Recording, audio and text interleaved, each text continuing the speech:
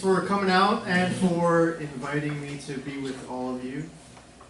Normally we're going to a lot of different debates and meet the candidates these days, and they give us about 2 minutes to make an opening statement, and sometimes they'll ask you like a 4-part question, and they'll be like 60 seconds to answer it. So it's nice to be at a little bit more of an informal crowd. I'd love to be able to answer any questions that you all have.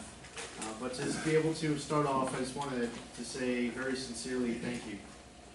It is a privilege to be able to represent this district in Congress. We live in a great district. The 1st Congressional District of New York is almost completely surrounded by water. When I'm down in DC, people ask me, where's the 1st Congressional District of New York? And to orient them to our district, I will say this is a district that has the Hamptons in it because it works every time. People will say, I've been there, I've heard about it, and I use that then as my opportunity to tell them about the rest of the 1st Congressional District as well, because we have 8 great towns. I was raised in this district, kindergarten through 12th grade, and went out to college and law school up in Albany, where I did Army ROTC, 4 years of active duty. I was at Fort Huachuca, Arizona, as a military intelligence officer, and I switched over to the JAG Corps, and I was transferred to Fort Bragg, North Carolina. I served 4 years in active duty. I've been in the reserves for 9, where I currently serve with the rank of Major. I was a military intelligence officer, magistrate, prosecutor, spent some time as a paratrooper with the 82nd Airborne Division, and it's been a great privilege to be able to wear our nation's uniform. I served for 4 years in the New York State Senate. I was elected in 2010, representing the 3rd Senate District. And while I was up there, we had a Democratic-controlled assembly, a Democratic governor. For my first term, it was a Republican Senate. For my second term, Republicans and Democrats shared power in the Senate. So literally, anything at all that got done in Albany had to be the product of both sides working together. When I ran for office in 2010, there were certain things I said that if you elect me, this is what I'd work on. And one of my biggest pet peeves of people who come and ask for our vote is they say, if you elect me, this is what I'll do. And then I come back 2 years or 4 years later giving you every excuse under the sun as to why they got none of it done. But they say, if you give me another 2 years or 4 years, I'll get it done next time. When I campaigned in 2010, I would fight as hard as I can to get rid of the MTA payroll tax and to do something about our property taxes and that new saltwater fishing license fee, our veterans with post-traumatic stress disorder. I was talking about a lot of stuff during that 2010 campaign. But then when I actually got elected and started serving, figuring out how to work with colleagues, both from the executive branch and legislative branch, Republicans, Democrats, liberals, conservatives, I was able to repeal the MTA payroll tax for 80% of employers. We created the nation's strongest property tax cap. We reduced middle income tax rates in New York to the lowest level in 60 years. I got rid of the saltwater fishing license fee. I created the PFC Joseph Dwyer program for our veterans with post-traumatic stress disorder. I've actually lost more friends due to PTSD and suicide than I've lost friends overseas in combat. I also wrote the law to protect our military families from protests and military burials. I was elected to Congress in 2014, and I've been focusing on many different areas of interest for you, and passions of mine. It is so important to protect our country's security, both home and abroad, to help grow our economy wherever we can, to create more good-paying private sector jobs. It's not just about finding a job. It's about finding a job where you're making enough to make ends meet. To fight for our veterans and our first responders, to improve the quality of education in our schools, repair our nation's infrastructure, improve health care in this country, and safeguard our environment. When I got down to DC in January of 2015, I had many different priorities that during the campaign in 2014 I said I'd work on. When I was up in Albany, I introduced legislation to stop the implementation of Common Core in New York. And the biggest critique against my bill was that if this bill passed, New York would lose out on hundreds of millions, if not billions of dollars. There's actually a Newsday story at the beginning of 2014 where a Department of Education official down in DC said that if our efforts worked, that New York State was at risk of losing all this money. So I got elected to Congress, and I got a legislative proposal passed and signed by the president that says that any state, by attaching it to another proposal that he had to sign, it said that any state that chooses to opt out of Common Core can do so without penalty, financial penalty from the federal government. We got rid of the #1 threat that is used against the legislative effort in Albany to stop the implementation of Common Core. In 2012, they changed a federal formula, and there was a bill that passed called MAP 21. Now, up until MAP 21, New York State would receive over $250 million a year for our state and local bridges. MAP 21 changed that formula. So instead of getting $271 million, the last time we got money, we got zero. So what I introduced as a member of the House Transportation Infrastructure Committee was the Safe Bridges Act. I introduced it with a Democratic colleague from the Hudson Valley, Sean Patrick Maloney, who was on that committee with me. I worked my side of the aisle, he worked his side of the aisle, and last December, as part of a 5-year fully funded highway bill, that formula has changed, and now New York State is going to start getting over $250 million a year again for state and local bridges. We already have just recently announced $26 million coming for the Hospital Road Bridge in Brookhaven. This is just the first bit of money coming in, $26 million, 80% federally funded, to revitalize and widen this bridge. We have over 80 structurally deficient and functionally obsolete bridges just in the 1st Congressional District of New York. Repairing our nation's infrastructure is so important. The House Transportation Infrastructure Committee is important not just for our roads and our bridges. We have jurisdiction over the Army Corps of Engineers, and we've been working hard on the Fire Island to Montauk Point plan. Tomorrow is the last day of the public comment period for the draft general reevaluation report. When I came into office, that was a $600 million project. And we got an increase, and now it's a $1.16 billion project. We got $500 million added to it, coming to 83 miles of coastline just south of the 1st Congressional District. We also have jurisdiction over the air. I don't know how familiar you are with it. There's seems to be a little bit of an issue. I don't know if you're aware of an aircraft noise issue out here. Yeah. A little bit. So the FAA, we have jurisdiction over the FAA. I introduced a legislative proposal when East Hampton Town, I believe strongly in local control. And East Hampton Town enacted aircraft noise restrictions, and I made it very clear throughout the process that if East Hampton Town was to enact aircraft noise restrictions, that I will do everything I can to have your back. So I got a legislative proposal passed in the House after, so the FAA first, they started taking negative action against East Hampton Town through the Department of Justice. And the House passed legislation that said that the FAA cannot take negative action against East Hampton Town for the enactment of aircraft noise restrictions. Passed the House. The FAA stopped harassing East Hampton Town. By the way, there's still some litigation going on, you might be familiar with. And we'll see where that goes. But I've got 3 legislative proposals passed to help our veterans. I serve on the Veterans Affairs Committee. 2 proposals to save Plum Island. My proposals have passed unanimously. Now I need the Senate to pass them. My counterterrorism bill passed the House. I mentioned legislation that was passed and signed into law. Some of these other legislative proposals that passed the House, and we're working on getting the Senate to pass it either next month or December. We created a new East End Veterans Healthcare Clinic in Manorville. Just think the full day travel that so many veterans have to take from the very east end of Long Island all the way to Northport. So now many of those services are offered closer to home. Maybe a full day trip can become a half day trip. My office and some of our team is here. We've successfully resolved over 4,000 cases for New York 1 constituents. I would encourage you to reach out to me if there's anything that I could do to possibly help you.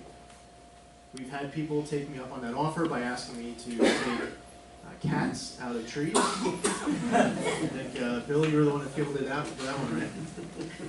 We've had people ask us to bring our paver to the end of their driveway to fix the road. While we don't have a paver, and typically it's not a congressional duty to be taking cats out of trees. We try to do what we can to help. But what would I encourage you is if there's a Medicare, Social Security, veterans issues with federal agencies, don't hesitate to reach out. But we have a great team. They work hard hours, and we've successfully resolved thousands of cases for many of our constituents here. And I also serve on, as I mentioned, the Veterans Affairs Committee and the Foreign Affairs Committee. So 3 committees, 7 subcommittees. I'm on over 30 caucuses. We're very busy. But all of those committees and the work that I do there, I don't take lightly the responsibility to be able to represent you in DC. And it's one that I spend my entire day reminding myself of and reflecting on. It's important not to forget where you come from in life. It certainly works in elected office. Billy Joel, he made it big singing about Long Island. I was actually tempted to, you offered for me to do a musical rendition of my opening statement. I played piano growing up, and when I was about 11, I was 11 or 12 years old. I'm in a 6th grade class, and I played a classical musical song, and no one in my class recognized the song that I played. And then a friend of mine gets up there, and he starts playing. It was like the theme song for like Top Gun or Rocky, and he was playing them like chopsticks. He had no idea what he was, but he was hitting the notes, but it wasn't that much talent. But my classmates were going nuts over him playing this song that they recognized. So I asked my teacher to start teaching me Billy Joel, and she refused. She said Billy Joel didn't start playing pop until he was 17 years old, and I quit. I found someone that my mother paid $5 an hour for musical lessons. I never got any better, but I learned how to play a whole lot of different songs that my friends would recognize. Yeah, there's some of those embarrassing moments are on YouTube. I play better than I sing, and I'll just leave that there. You can search YouTube for the rest of that story. When you get to Congress, they give you one of these pins. You know my seniority number that's on the back of my pin. I've shared it with a few of you. One of the reasons why you should be proud to have one of the most powerful men in Washington as your congressman at a 435. The number on the back of my pin is 434.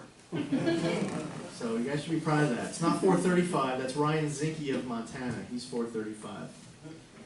But we just got there. But the issues that are facing us as a country are so important, and you can't wait for 2 years or 4 or 6 years down the road in order to start weighing in on these issues that are so important. And even though, in this Civic, and I'm sure our questions tonight are going to focus a lot on important local issues, and I'm looking forward to getting into that. My greatest passion is the desire to keep our nation safe. I believe that we should be strengthening our relationships with our friends, understanding that our enemies do not respect weakness, they only respect strength. We say that not because we want war, but because we want to prevent it. Our military service members should never be sent into harm's way unless they are sent with a strategy to win. You send them to win, or you do not send them at all. And when our veterans come home, you treat them with the love, dignity, respect on behalf of a very grateful nation, understanding that those veterans are willing to lay down everything for our freedoms, our liberties that flag. And to be serving in the United States Congress, which I believe the United States is the greatest country in the world. I unapologetically love our country, and being able to fight for national security has been a privilege. Taking it very much, though, close to home, and then I'm going to open it up for some of your close to home questions. You can ask me, national security too, whatever interests you. We've had, between the 8 towns, so many important local issues that we don't have a press conference every time. We don't have the press release doesn't go out every time. We try to communicate as best as we possibly can with what we're working on. But just going around this district with dredging projects, beach erosion, the Fire Island to Montauk Point plan, water quality, Long Island Sound, Peconic Estuary, conservation easement tax credits, we've been up to a lot. And I really enjoy that so much, and I look forward to continuing it because it's a lot to take the Hashimamic Cove study in Southold to the point where the study is finally released and the public comment period is finishing. But I'd like to actually be part of finishing that project. I'm looking forward to seeing that $1.16 billion being spent well, efficiently to upgrade. There's a lot of work that's unfinished. I'm looking forward to 2017. I'm sure you all are looking forward to November 9th. You guys are aware there's an election coming up on November 8th, right? I don't know of anyone who is watching TV upset that November 9th is going to be here in just 21 days in a wake-up. And I'm looking forward to the dialogue being returned and restored to discussions on issues and policy and how we're going to make America better. What we should be doing right now is vetting presidential candidates on what they're actually going to do with the challenges facing our country.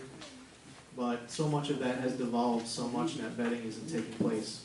Hopefully on November 9th when we wake up, that starts again. Because whoever's elected for anything, anywhere in this country, there's a lot of challenges still facing us. And I'm excited, motivated, and very grateful to be able to do my part. Anybody have any questions?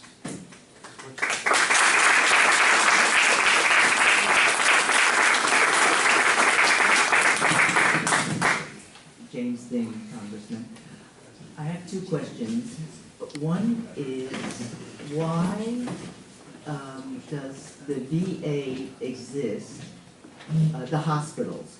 Why can't the veterans just go to a medical center or a hospital if they need care?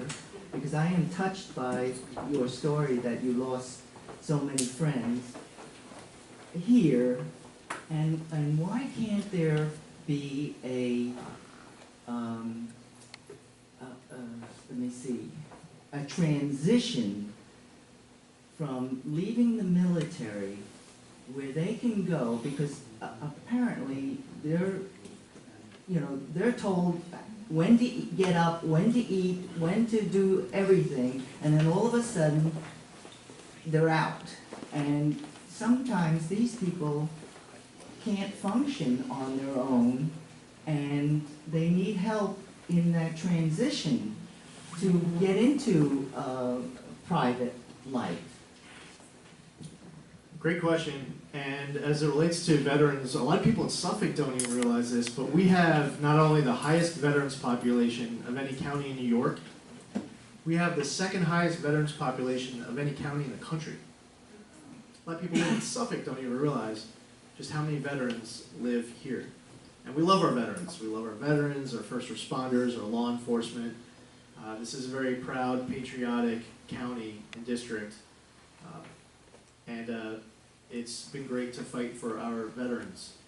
Serving on the Veterans Affairs Committee, I've been advocating for the position that I believe personally that a veteran should be able to take their benefit to any provider that they wish. Additionally, we also have a lot of veterans on Long Island who are really happy with the care that they get at the VA hospital in Northport. But it should be the choice of the veteran whether or not they're going to the VA hospital in Northport or they're going to another provider of their choosing. That's my position. As far as the Department of Veterans Affairs goes, the next secretary needs to improve the culture at the VA. The Denver VA Hospital project is $1 billion over budget. One project. So when you are looking for more money for the entire system, when you misspend that much money that's just one example of one hospital construction project, then there ends up being so much less money. It's $1 billion less for capital construction needs everywhere else in the system. So the entire system ends up falling into disrepair. We've had executives get themselves moved to another location and another assignment that they wanted, and then get themselves paid relocation incentive bonuses. One person moved themselves from Washington, D.C. to Philadelphia to go to the job that she wanted, to be closer to her family, and then the VA pays her $227,000 relocation incentive bonus. We saw in USA Today multiple stories in April where supervisors were instructing employees to falsify wait time lists. There's a lot of scandals. You need to improve the culture. You also need to improve some of the laws. So in Albany, the VA actually tried to fire the director of the Albany Stratton VA Medical Center, and it got reversed by the Merit Systems Review Board. Some of the laws have to change. The House passed the VA Accountability Act. It's currently in the Senate, and we're all hopeful that the Senate will pass it before the end of the year. But as far as closer to home, I think the important message with that transition is not all units, not all statuses in the military, the transition's the same. There are some people going from active duty to civilian life. Some people have been on active duty for 26 years, and then they're going into civilian role, and all they've known is life in the military. For other people who might be on drilling status, they're in the National Guard, they're in the reserves. It's a weekend a month. Throughout the entire year, you're constantly shifting between those two worlds. I would say that the transition isn't equal across the branches and across those different statuses. A lot works well, but there's certainly room for improvement. What's very important is the mental health screenings. What's very important is when someone's moving to an area that they know where to find the individuals and groups that would drop everything in the middle of the night to give them a helping hand. Veterans who lose their lives, by the way, Joseph Dwyer, the program that we created in New York, his last words were, "I don't want to die." He was not committing suicide, he was huffing for temporary relief. You might have remembered Joseph Dwyer. There was an iconic photo from the start of the war in Iraq where he was holding this wounded Iraqi boy. It was like national, international news. It was basically like the photograph of the American soldier at the start of the Iraq war. He came home, he left behind a young widow and a 2-year-old daughter. And what is so sad and tragic about all of these different stories is just how much help is in Suffolk County. That transition isn't just about Fort Campbell, Kentucky out-processing. It's also about where you're going to. And any veteran in Suffolk County who's suffering from post-traumatic stress disorder, I'm sure that there are many other people in their town going through exactly what they're going through, and there are many other people in their town who would drop everything, strangers, in the middle of the night to save their life. That's very important for the transition point as well.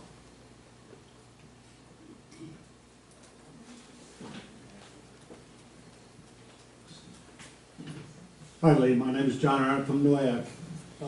With all the division going on in the country and everybody screaming about sexual illness and all this craziness, we never speak to issues, and this is something I've thought about for a long time. I served, I did 2 years in the military. It was mandatory selective service, and it was one of the most wonderful experiences in my life. I learned to live with people that I had never experienced, guys from the Bronx, different colors, different religions, different beliefs. And I was a broad experience, and our country doesn't have this anymore. We are so split and separated. So what I'd like to know is, what is your position on mandatory national service, and not just military, but as students graduate high school, before they even go to college, that they serve for a mandatory maybe a year or two without exemption. Even kids that have problems could work in nursing homes or anybody without exemption, regardless of religion or regardless of anything, serve our country. And I felt that was one thing that brought everybody together. And what is your position about that? Thank you. Well, first off, thank you for your service. What branch were you in? Army. All right, you had picked the right choice. That's right, go Army. Combat engineers. All right. Well, one aspect of this is that our military is in the process of being downsized to our lowest level since pre-World War II level right now. By the way, I completely disagree with that decision, because when you separate someone who has 16 years of service and 7 combat tours, and you decide you want to plus back up to that troop strength a year later or 3 years later, and you bring in a new private, that private doesn't have the 16 years and multiple combat tours of that person who got separated. Right now, we are removing from military service people who want to serve. Some of those people are getting notices while they're deployed that when you get home, You're being separated from the service. People who are relying on being able to stay in until retirement. We need to find more spaces for the people who want to serve. And by the way, there's one other aspect of it, is on the equipment end, which is a little bit quicker. It's going to be a little bit easier to rebuild certain aspects of our military that have suffered over the course of recent years. It's going to take much longer to rebuild as far as manpower, woman power. What's the right word for that now? Person power, people power. Because you can't just bring one more person in and replace that talent. You have served, and you know how much leadership you learn from the military. Words that maybe some of the words had some meaning get a whole other level of definition. When I started serving in ROTC, I started wearing my dog tags, the 7 Army values, the acronyms: leadership, loyalty, duty, respect, selfless service, honor, integrity, and personal courage. Those words meant something to me when I first put them on my dog tags. They meant a whole lot more to me after I had the opportunity to really deeply understand what that all means. The first time that I was on campus and I got saluted, because I was now a second year, so now I had a silver circle on my hat. That meant that I was a cadet officer. That meant when the people walked by me who were in ROTC, they would salute me and call me sir. And I thought to myself, wow, I'm the man. Who's more important than me, right? And then you realize very quickly that there's a huge difference between mandatory respect and real respect. And what they were giving me was mandatory respect because that's what I have to do, because I was a cadet officer. Real respect is earned. I would encourage anyone who wants to serve to join our military. But while we're in a place where we don't have enough positions for the people who want to serve, that's been my main hesitation as far as the mandatory component of it. Something that could be considered is maybe for other ways to serve outside of the military. My top priority has been advocating in favor of having more spots for the people who want to be able to serve, but can't, because there isn't room for them. But yeah, if there are other good ways to support other programs, that's something worth looking into. It's interesting, you and I had different. So you were drafted. Were you drafted? Yes. It's very interesting, like a totally different experience. Because I served in an all-volunteer military, and I just love to gain more perspective of what that unit was like that you were in.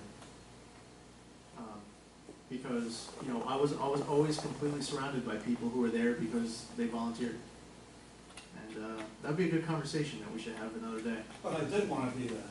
Well, Even though it was selective service, I felt like it was my duty to serve.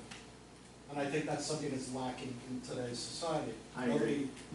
And it shouldn't be like they make $1 million. It should be like the conservation corps, like that goes out. I mean, similar to what went on in the 30s.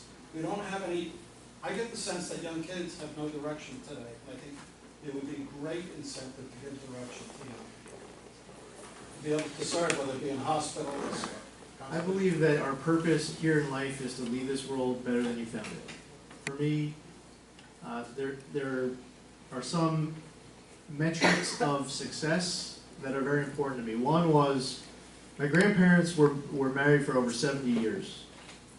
And if they lost everything, if they had no friends, they had no money, if they were living in a cardboard box and they didn't have a house, if they still had each other, they would have been totally happy.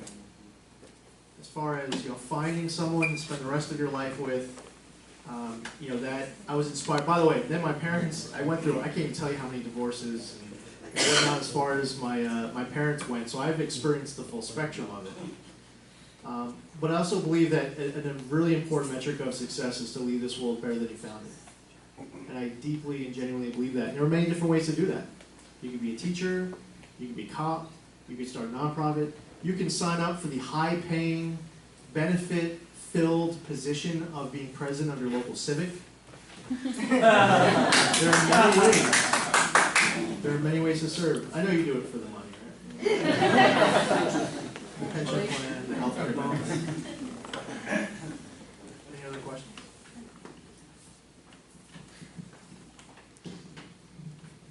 Congressman, for coming by.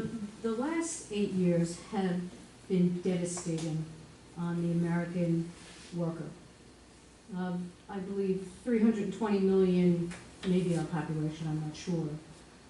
But as of now, 95 million Americans are either out of work or have given up looking entirely. That is a huge percentage. What do you think are the top 3 things that the next administration, whomever it is, as well working with the Congress, the top 3 things are in order to bring our economy back, in order to bring our jobs back, in order to make life better for those 95 million Americans who are out of work? Well, you know, if you asked for a top 100 list, I'd probably be able to work my way down it. But a top 3 list, I would look at our tax code, our regulatory policy, and our trade policy. We need to improve our business climate here in this country. In the 1st Congressional District, Amneal Pharmaceuticals is located in Yaphank. They just added 400,000 square feet to their facility in Yaphank, and they wanted and needed to do even more than that. But they looked at their effective tax rate that they're paying here on Long Island, and they looked at the effective tax rate if they built that several 100,000 square foot plant in Ireland.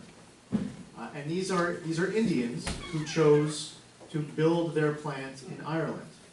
And when they crunched all the numbers, they realized their effective tax rate locally was just over 50% here, and their effective tax rate in Ireland was going to be in the teens. American companies are moving their companies, they're moving their jobs, their investment, the liquidity out of our country. And there is an important conversation that takes place with regards to how do we bring the money back? How do we bring the jobs back? And I believe that one of the most important ways to do that is to understand why it left in the first place. Sometimes, you know, proposals come up for like one-time repatriations. That's good, you can raise some money, you can do really good things with that, but if the money's just gonna leave again, then you're missing out on a great long-term opportunity to actually fix our policy. On the tax code piece, you have corporations who, they crunch the numbers, they make a decision, whether it's to make money for, you know, shareholders, to make profits, to make ends meet, whatever their motives are, they are moving their companies out of the country. Regulation, there's a lot of well-intended regulations that end up going into effect, where if you actually, you know, if you want to place a regulation on a big bank after the Wall Street collapse, and if you don't craft your regulation the right way so that a local community bank or a local credit union ends up getting targeted, where now they have to spend the same money that that these other bigger banks have to pay for compliance costs, and being targeted by other aspects of the Consumer Financial Protection Bureau, what we're losing actually are the smaller community banks right now, all across Long Island and around the city, because you took a regulation and rather than narrowly tailoring it to deal with the issue that motivated the regulation in the first place, it's broader. The new fiduciary rule. There are financial planners all across the 1st Congressional District that, as a result of the fiduciary rule, will go out of business. Like you call a mom and pop financial planner going out of business. I wouldn't argue that the Department of Labor, I sure hope, giving them the benefit of the doubt, the Department of Labor wasn't trying to put out of business all these smaller financial planners, but that's the impact of the fiduciary rule. When you talk about a $15 minimum wage, when I was at my first State of the Union address, the President was saying, you can't work full-time and live off of $15,000 a year. I'm thinking, as I'm listening to this, you are absolutely right. You can't. Where I'm from, you can't make, though, $40,000, $50,000, $60,000 a year and afford to survive. So what are we talking about? To make it a true living wage, are we raising the minimum wage to $40 an hour in the 1st Congressional District? And if you are proposing that, then you start thinking of the impact on that small business who has, that has $30,000 budgeted for 2 minimum wage employees. Their pot of money is still $30,000 available to pay their minimum wage employees. I just share that as a few different examples. Our regulatory policy needs to get better. Our trade policy, I've read the Trans-Pacific Partnership. I don't support it. It's been called NAFTA on steroids, and for good reason. It's more than a trade deal. It's way beyond economics. It gets into a whole lot of other different topics. I believe at the beginning of the process of negotiating a trade deal, you are detailing who you want to negotiate with and exactly what your trade negotiating objectives are, and then you negotiate a deal inside of those trade negotiating objectives. What do we do now? There's a presidential race going on, and there isn't a question beyond a soundbite. None of these candidates should get off the hook by stating a soundbite on trade. How is that not a question that's being asked in the presidential debate? Who do you want to negotiate with? What are your trade negotiating objectives? Why aren't we talking about any of that? The way the process works now is that the Office of the Trade Representative goes out and negotiates a trade deal, and then they come to Congress and they say, okay, here's 100, everyone works out behind the scenes, here's 150 trade negotiating objectives that are met by this deal. So now you pass a bill outlining trade negotiating objectives after you've negotiated the deal. So Congress, the American people, they lose their seat at the table. You end up with deals that are not as beneficial as they should be for the American economy and the American worker. So those are the first three that come to mind. Congressman, you have 10 minutes.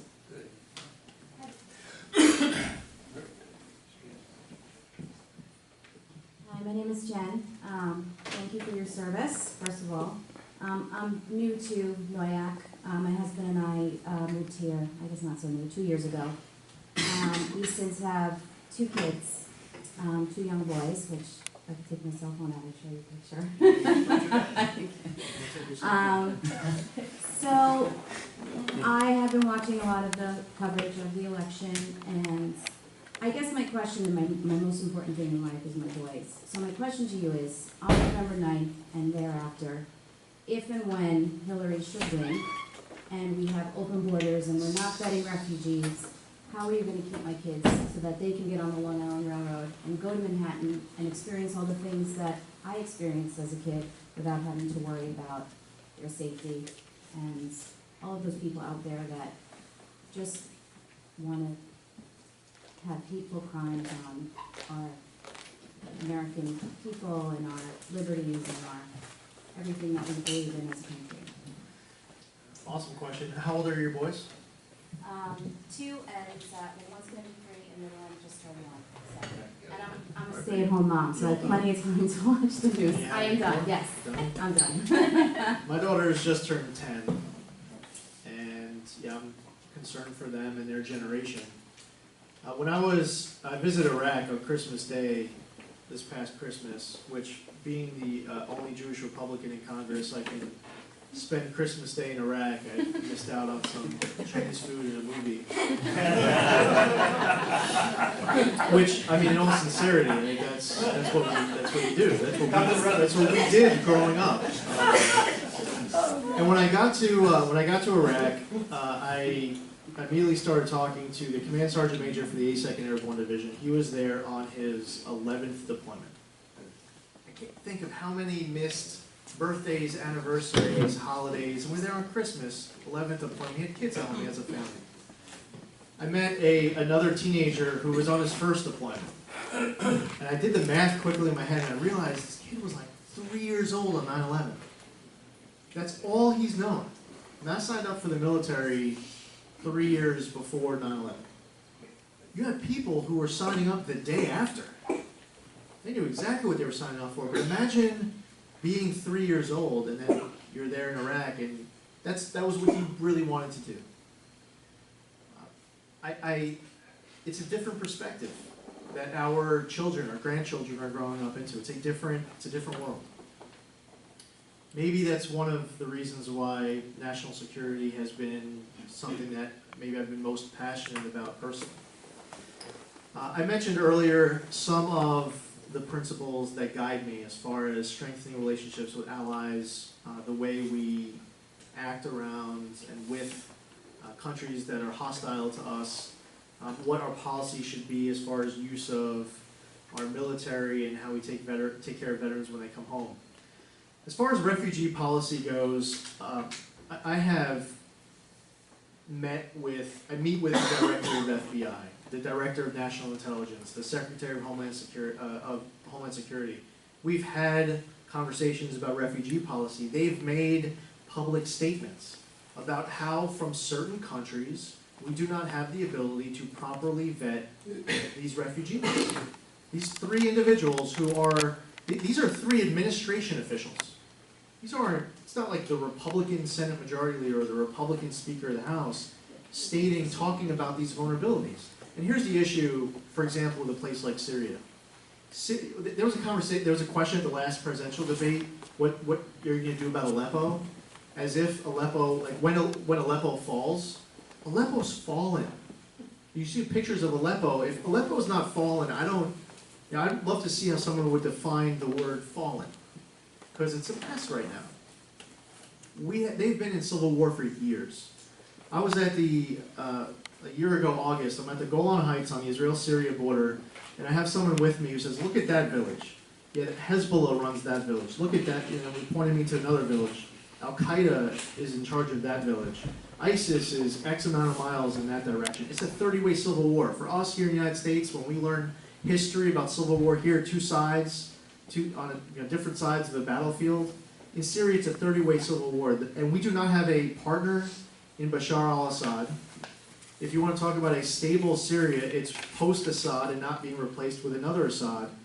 So what we want to be able to do in the verification process, there's two main ways to vet someone.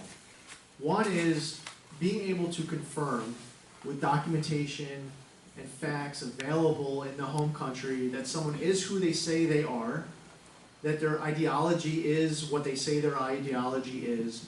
That doesn't exist in this case with Syria at all.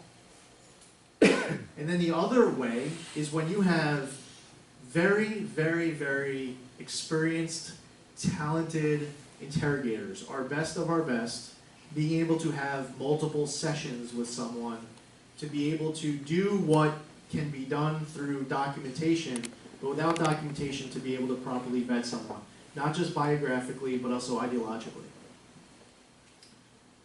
And in Syria, until you can say that someone doesn't pose a terrorist threat, which we are able to do with refugees coming in from other countries, when you have that kind of a vulnerability, if you're going to allow 100 people in from Syria and only one's going to carry out a terrorist attack, my position is, with all due respect to the people who say we have to let everyone in, if there's one person going to carry out a terrorist attack, you can't allow the 100 people in.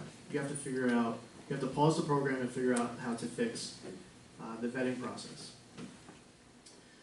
That's my position on refugees.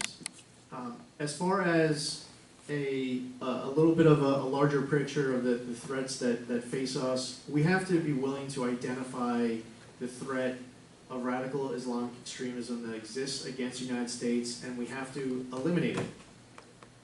We have to eliminate it in our country, but in order to eliminate it, you have to be willing to identify exactly what the threat is. We talk about ISIS, we should.